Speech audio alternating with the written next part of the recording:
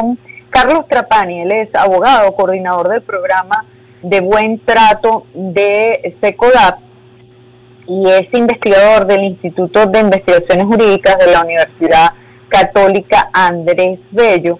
Con él queremos hablar, pues, cuál es la situación actual de este tema dentro del marco legal venezolano, cuál es la situación del tema del acoso escolar en el marco legal venezolano, justamente a raíz de estas investigaciones que, bueno, de algunos precedentes muy graves que han sido denunciados ante la Fiscalía General de la República de acoso escolar, que han traído graves consecuencias a algunos niños, niñas o adolescentes, y cuál es la situación jurídica actual por la cual el Ministerio Público estaría haciendo esta propuesta de introducir una ley en la Asamblea Nacional contra el acoso escolar. Tenemos a Carlos Trapani en línea y lo saludamos. Carlos, bienvenido. Bueno, un gusto saludarte. Encantada de conversar contigo. Queríamos conocer cuál es la situación actual desde el punto de vista legal del tema del acoso escolar en nuestro país. Es decir, estaba diciendo ahorita el fiscal que 1 de cada 3 niños puede ser víctima de acoso escolar. Ahora, desde el punto de vista legal, ¿cómo se defiende a un niño, a una niña, a un adolescente? ¿Cómo hacen sus padres legalmente hablando para poder ayudarlos? Fíjate, el acoso escolar como una forma de violencia que es explícita, que es intencional, que es no deseada, responde a una asimetría de poder y se da entre pares, es decir, entre niños y adolescentes, no tiene un artículo que lo defina, que lo identifique, que lo tipifique. Entonces, frente a la problemática del acoso escolar, no hay una ley que lo reconozca. ¿Hay desprotección? No, porque generalmente las situaciones de acoso representan una vulneración a la integridad física, a la integridad psicológica y a otros derechos, y por lo tanto puede haber un mecanismo de protección. ¿Qué es importante en la ley? Bueno, que se reconozca el acoso como una forma de violencia y que se le coloque nombre. En función de que lo podamos visibilizar, bueno, podemos establecer estrategias de atención y de intervención. Pero jurídicamente hablando no hay ningún artículo, ni en la LOGNA, ni en la Ley Orgánica de Educación, que reconozca el acoso escolar como una forma de violencia. Ahora, por ejemplo, que lo reconozcan en la LOGNA o algo por el estilo como una forma de violencia, limitaría, o bueno, digamos, no sería mayor ayuda desde el punto de vista de la defensión, o sea, porque eso sí tendría que hacerse desde el punto de vista penal, entiendo yo, o sea, tendría que estar más bien tipificado como un delito. No sé, explícame tú. Ahí habría que analizarlo, porque la literatura clásica, incluso la literatura de Naciones Unidas, no tipifica como delito el acoso escolar. Ahora bien, en el marco del acoso, si es una violencia en escalada, no hay una atención a tiempo, eventualmente pudiese cometerse un delito. Te pongo un ejemplo. Yo hago acoso físico, soy un acosador, eso todos los días empujo, pellizco, y voy incrementando la frecuencia y la severidad de la agresión. Yo puedo terminar, por ejemplo, fracturando o lesionando a un compañero. Entonces, si en el marco del acoso se constituye un delito, fíjate que el delito que imputa el Ministerio Público es en función a lesiones personales y no el acoso propiamente dicho, porque el acoso no está reconocido. Ahí, ¿cuál es el énfasis de SECODAP? Hemos insistido mucho el tema de la prevención. El acoso escolar es una forma de violencia multicausal, es compleja y es mucho más fácil prevenir que intervenir. Y la prevención parte por procesos de formación, estrategias de detección temprana, protocolos de atención, una adecuada articulación entre las escuelas y el Estado, involucrar a la familia y sobre todo hacer a los niños sujetos activos de su propia protección. Y eso parte desde la formación. Ahora, las situaciones de acoso pueden ser tan graves como, por ejemplo, provocar o llegar a provocar que un niño se suicide. De hecho, el fiscal general de la República en este momento estaba justamente hablando de un caso que ellos tuvieron que atender en el estado de Mérida, un niño que fue víctima consecutiva de acoso escolar y que tuvo un intento de suicidio y bueno, él contó el caso. El asunto es que o sea, ¿cómo eso no va a constituir un delito? Cuando incluso puede estar en riesgo la vida de un niño o de una niña. de un adolescente. Ahí el problema y el reto que tenemos como país es poder identificar qué situaciones de acoso no son delitos y cómo el acoso deja de ser acoso escolar y pasa a ser un delito. Porque en el caso que relata el fiscal, evidentemente si hay un acoso que se materializó, eso puede ser una inducción al suicidio y ahí sí se genera una responsabilidad. Solo que bueno, si todo es acoso, al final termina nada siendo acoso. Entonces estaríamos penalizando y criminalizando, bueno, cualquier situación de violencia que ocurre en las escuelas. ¿Qué hemos identificado a partir de toda esta problematización que se han dado en función del país del acoso escolar, que el Ministerio Público es uno de los actores que lo promueve? Es que las escuelas van al otro extremo. Pasaron de no denunciar a denunciar cualquier cosa, incluso a denunciar penalmente en la fiscalía. Entonces la fiscalía se va a ver abarrotada de situaciones, de conflictos de la escuela que son acosos que no necesariamente revisten carácter penal. Y en aquellas circunstancias donde la escuela sí puede intervenir, porque es su competencia, incluso con apoyo del sistema de protección, no lo hace. Entonces, por eso es la importancia de la ley, que pueda dar claridad y sobre todo los colegios sepan qué hacer y dónde acudir y sobre todo qué hacer con el acosador, porque con la víctima hay un consenso más o menos generalizado. A la víctima hay que protegerla, hay que escucharla, hay que garantizar la continuidad de la escuela y que no sea víctima de otras formas de violencia. Pero la gran duda que tenemos es frente al acosador, ¿qué hacer? Y ahí nos remontamos a la Ley Orgánica de Educación del año 1980, que sí se sancionaba con retiro o expulsión. Pero esas sanciones jurídicamente perdieron vigencia a partir de la entrada en vigencia de la Ley Orgánica de Educación del año 2009. Es decir, jurídicamente no se reconoce el retiro ni la expulsión como una forma de sanción. Ahora, la pregunta que nos hacemos, un adolescente que acosa, ¿la solución es expulsarlo, es retirarlo? Probablemente haya otras medidas pedagógicas que pueden dar acompañamiento que permitan modificar una conducta, porque si yo lo expulso y no hago intervención, lo que va a desplazar el problema a otro centro educativo. Cambian son los actores de la agresión, pero no se detiene la agresión. Ahora bien, si el acoso constituye un delito, que se someta a un proceso de investigación con las debidas garantías y bueno, y en función a eso haya protección a la víctima. No avalamos la impunidad, pero sí entender que el acoso es complejo, porque ese acosador, ese agresor probablemente también fue un niño acosado o un niño agredido, o es un niño o un adolescente que vive en su familia en un entorno de violencia y entendió que la violencia es la forma de relación, donde yo utilizo el poder, la simetría de fuerza en función para que una persona haga lo que yo quiera.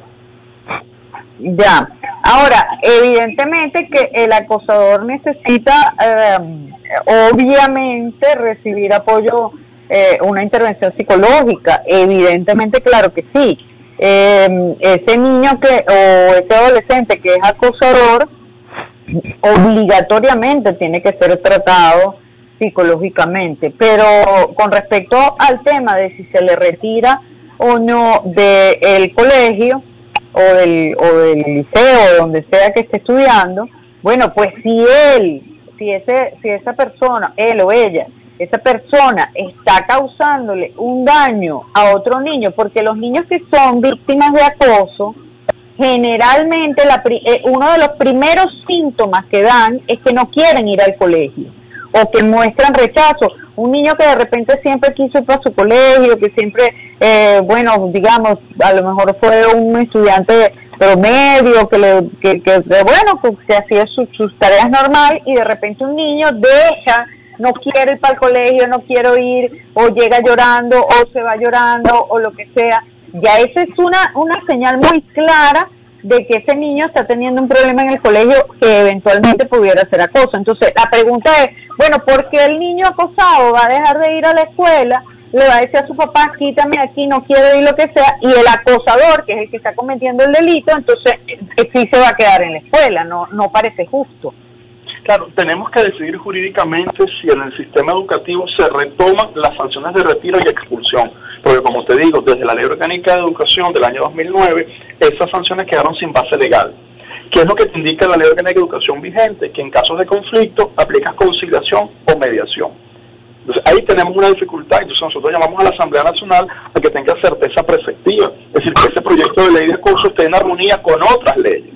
Ahora bien, evidentemente, si el adolescente lo sacamos del colegio o el niño acosador lo sacamos del colegio, bueno, probablemente se protege una víctima, pero vamos a generar una víctima en otro lado, en otro centro educativo. No, por eso digo que obligatoriamente, por eso digo que obligatoriamente tiene que hacer terapia, no hay tu tía.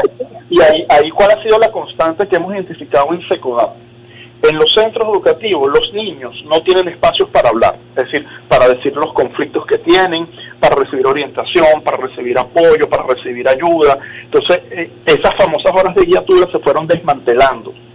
O hemos visto incluso centros educativos que hacen guiaturas por WhatsApp, y eso pasó a ser un tema administrativo de la escuela.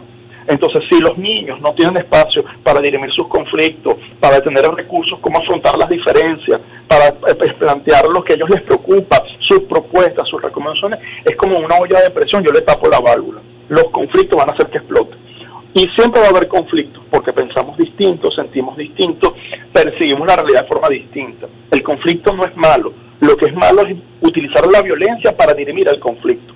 Y a los niños hay que darle herramientas para afrontar los conflictos. Y lo que hemos visto en los centros educativos es que eso no hay tiempo para eso. Ahora tenemos una fase de retomar la presencialidad después de la pandemia, o semipresencialidad, dependiendo del centro educativo. Ahí lo que ha faltado es una estrategia de cómo retomamos las clases presenciales. ¿Cuál ha sido la estrategia de educación emocional? ¿Cómo se apoya al docente para detección temprana? ¿Cómo trabajamos los conflictos? Retomamos después de 2 años donde los niños están encerrados, que hemos visto que esta nueva presencialidad ha habido un incremento en la agresividad. ¿Por qué? Frente a eso, bueno, es multicausal, hay un contexto de crisis, los niños tuvieron conflictos familiares, las tensiones familiares probablemente eso afecta, los centros educativos con docentes desmotivados, o centros educativos donde no hay tantos docentes como debería. Entonces hay una realidad muy diversa, bueno, que hay que atender cada situación en particular y por eso dar respuestas integrales. Entonces, la respuesta no solo es penalizar. Si queremos cambiar el comportamiento y que la escuela sea un espacio afectivo, formativo y protector, hay otras medidas complementarias que también se tienen que implementar. No estamos diciendo que no se sancione al que comete un delito, se tiene que sancionar tomando en cuenta, bueno, las garantías específicas que la ley de infancia tiene en Venezuela. Pero insistimos mucho en la prevención, en la promoción, sobre todo que el clima escolar no se decreta, se construye porque se basa en un sistema de relaciones. Es como hacemos que la comunidad educativa sea comunidad y sea educativa, y donde la familia tenga un rol importante. La otra cosa que, ¿qué pasa con la responsabilidad de los adultos en este tema? Porque un niño, un adolescente acosador no nace del aire. Generalmente hay una situación familiar que si no promueve, por lo menos no castiga esa conducta de acoso. Y los primeros responsables allí, pues evidentemente son los adultos. Y cuando hablo de adultos, no solamente estoy hablando de los padres, que por supuesto tienen la primera responsabilidad, sino también de los profesores, de los maestros, porque yo he visto casos de situaciones de acoso donde los maestros miran por otro lado, ¿sabes? Se hacen los locos, no, yo no me voy a meter en ese lío, yo me hago, o sea, ese rollo no es mío y tal. Entonces, ¿cuál es la responsabilidad de los adultos en este tema? Fíjate, en el caso de los docentes, la Ley Orgánica de Educación sí establece sanciones por negligencia, incumplimiento de sus funciones, ahí la ley es clara. Ahora bien, si yo como docente estoy al tanto de una situación de violencia y no la reporto, yo genero una responsabilidad que está sancionada en la LOGNA. Lo que había que evaluar cada caso en particular, bueno, cuál ha sido la responsabilidad de los adultos más cercanos en el entorno de ese niño. Si hubo denuncia, no hubo denuncia, si no hubo un proceso de documentación idóneo, si no se llamó a la familia. Entonces, o también encontramos centros educativos donde, bueno, hacen caso omiso y eso es una realidad que también hay que atender. Sobre todo hay que sensibilizar que esto es una forma de violencia y que no es normal, porque eso implica incluso ir contra cultura, porque en nuestra cultura el chalequeo, la broma forma parte de nuestras relaciones, y hay que entender que es muy distinto yo reírme con los demás que reírme a costa de los demás. Claro. Cuando ya esa relación causa daño, causa sufrimiento, causa malestar, hay que parar. Y el docente, el director, el coordinador, el orientador juega un rol clave en el modelaje, juega un rol clave en ser categórico, en condenar la violencia, cualquiera que sea su expresión.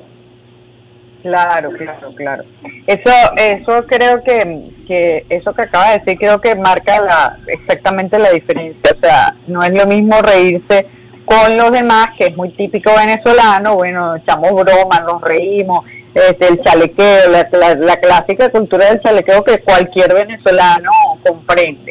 todavía su proceso de autoestima en formación, sobre todo los adolescentes, generalmente pasan por una crisis de autoestima, porque bueno, les cambia el cuerpo, les cambia la voz, están apenas aprendiendo a tener relaciones sociales fuera del entorno familiar y del hogar. Entonces, un adolescente siempre es usual que tenga problemas de autoestima. Entonces, si encima está en un ambiente que es violento, un ambiente donde se burlan de él, un ambiente donde, no sé, siente rechazo por cualquier característica particular, porque tiene el pelo largo, porque lo tiene corto, porque es gordo, porque es flaco, porque es alto, porque lo es bajito, o por cualquier otra cosa, pues entonces eso puede generar graves consecuencias psicológicas. Y la otra cosa que yo creo que es importante, que tú lo analizaste, el tema de la cultura, porque resulta que aquí en Venezuela, sobre todo los papás, la mamá también a veces, pero esto es más de los papás, le dicen al muchacho, bueno, tú tienes que aprender a defenderte solo, resuelve tu problema,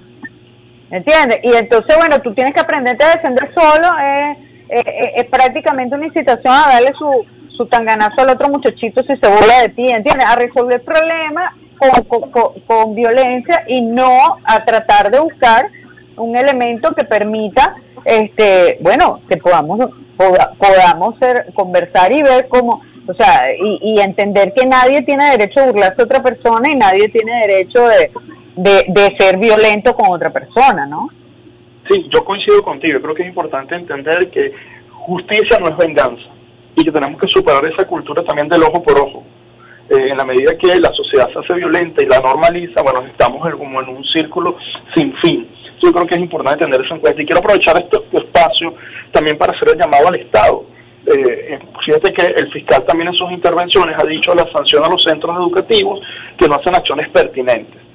Bueno, entonces ahí la reflexión que queremos poner sobre la mesa, bueno, ¿qué pasa con los centros educativos, públicos o privados, que no tienen orientador, que no tienen psicólogo, que no tienen acceso a servicios de psicología? Porque, bueno, sancionar un centro educativo cuando no tienen los recursos ni las condiciones para una adecuada atención también genera una responsabilidad del Estado. Sobre todo entender que la situación de acoso es tan difícil, tan compleja, genera tanto daño que es indispensable la inversión gubernamental, porque eso se traduce en programas, en servicios, en formación, desarrollo de materiales pedagógicos, bueno, y toda una estrategia que permita, bueno, que la escuela sea un espacio donde los niños puedan estar felices y puedan estar protegidos. Ya. Bueno, creo que es muy importante todo este tema que hemos conversado hoy.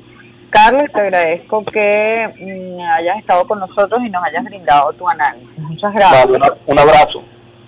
Amigos, Carlos Trapani, él es abogado, es coordinador del programa Buen Trato de SECODAT, es investigador del Instituto de Investigaciones Jurídicas de la Universidad Católica Andrés Bello,